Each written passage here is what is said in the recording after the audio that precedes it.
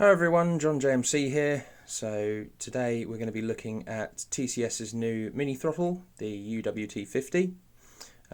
So this is the box for it, pretty standard size compared to the 100 as well. Now just to point out, I am a daily user of the UWT-100 on my home layout here, which we will be on. So I'm not a big believer in unbox videos, so we'll just put that down there. And here is the actual unit itself. So in the box you get the handset itself, you get a dial which isn't attached to the throttle, so basically you pull it out of the packet and you just basically click it on the front there. You get the instruction manual, you get a lanyard, and you get a pack of AA batteries, 2 AA batteries. So the unit itself, smaller in comparison to the 100. But quite nice still. I was a bit concerned that they'd gone away from the thumb wheel, because I really like the thumb wheel on the UWT-100, but overall it's quite a nice design. I can't think of the word they use, I think it's ergonomic or something like that, so it fits in your hand quite nicely as well. So this particular unit we got turned on, and we've got it connected to my home layout, which is Westmoreland. It's a little bit untidy in places, it's still being built, and as you can see, track not connected in certain areas, but anyway. So the layout itself uses JMRI, so this is connected to a JMRI Y throttle server. The main advantage with doing things like this is I get things like my loco roster on my screen there, so I can scroll down, find the loco I want, and then use the select key. So you've got 1, 2, 3 and 4 up there. So 1 is on the side here, which is a push button, 2 there, 3 there, and then 4 is on this side here as well, which are push buttons as well. So we'll use the select key, and we'll select 9, 4, 6, 6 there. So you've got the general sort of toggle there for forward and reverse, and then we can basically drive the loco there as well. So we can set that one going. That will just go creep off in the background there. They've done something different with these side buttons, so they're not just buttons, they're actual sort of rockers, so you can rock that up, and you can basically get that to activate different functions. Quite a nice feature to it. Not sure if I like it, so I know some people will.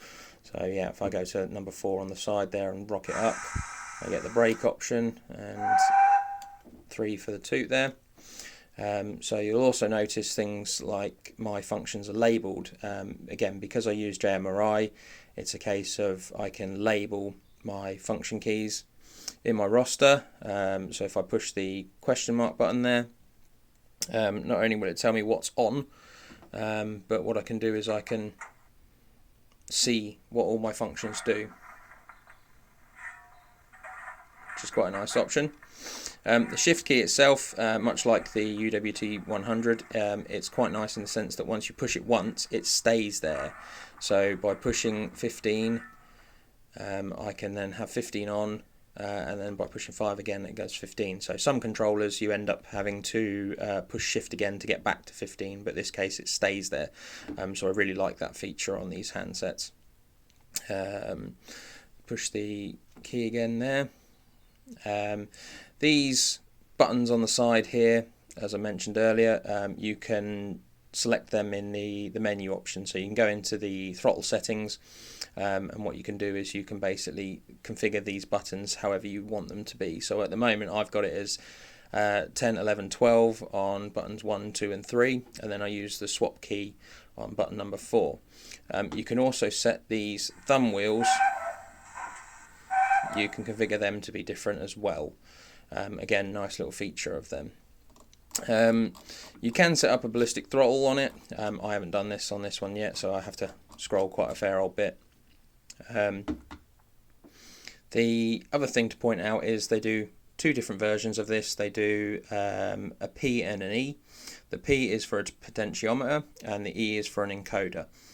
What that means is basically with a potentiometer you've got a physical stop point, so this will basically stop there, as opposed to my one here, which is an encoder, and that one you can just keep spinning and spinning and spinning.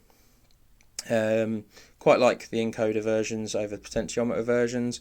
Various different reasons, but the main reason I have for it was because I don't like jumping between locos with the potentiometer set in the middle. I like the fact that with the encoder you jump there and it's different. However, saying that though, the loco doesn't behave. So when you jump to another loco, if you've got your throttle set halfway on the potentiometer version, there is an algorithm, I've been told, that stops the other loco, the loco you swap to, just automatically just taking that input and off it goes. So yeah, quite like that feature of it as well. That's something they've obviously thought about there. Overall first impressions of the unit itself, it's small, it's neat, it's compact. Battery life seems staggering, to be honest. I've been using this one for about a week now, and yeah, as you can see on the battery meter there, I've only got one marker that's gone. Well, actually no marker by the look of it. No marker at all.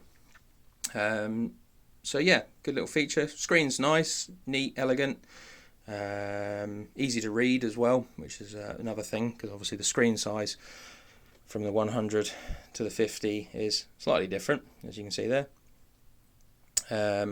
Not sure how much I like the thumb wheels. I quite like the fact that, you know, you've got them all there, but again, the thumb wheels themselves being a push and a rocker, it gives you more options on those keys. So instead of just having one physical button, you can actually do 3 things on those thumb wheels, so that's quite a nice design.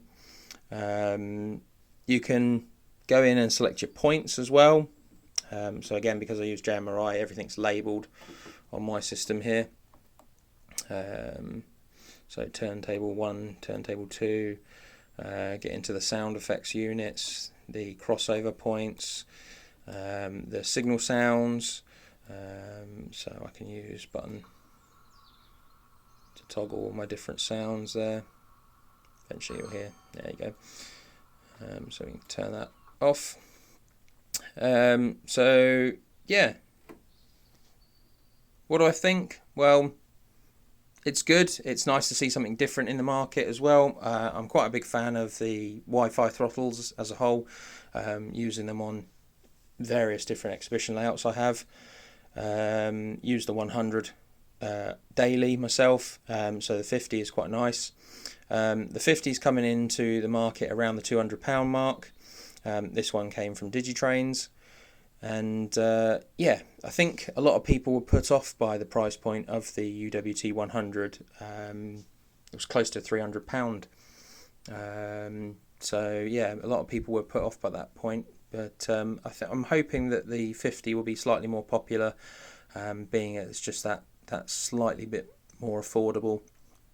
I'm sure people out there were sort of saying at the screen right now, or you can buy an iPod Touch or an old phone to use as your handset, and generally you can get them for about 50 quid now as a controller itself. But you know, not a lot of people like touch screens. People like buttons, something that's very tactile. So yeah, that would be an interesting thing to see. So overall good to see. Just give you a little spin around the back there. So that's the battery compartment on the back there.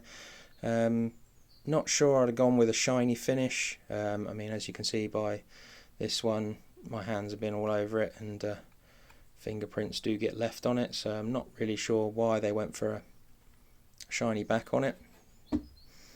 Probably would have preferred either a rubbery back or a same sort of front as they've got there. Anyway, any questions, guys, leave them in the comments below, and I'll come back to you with some answers if I know them. And thanks for watching. Like and subscribe. Starting to do Sunday evening chats as well, and obviously more reviews I do as well with different products. They'll come up on my YouTube channel as well. So anyway, thanks for watching, guys. Take care, and I'll see you all soon. Bye bye.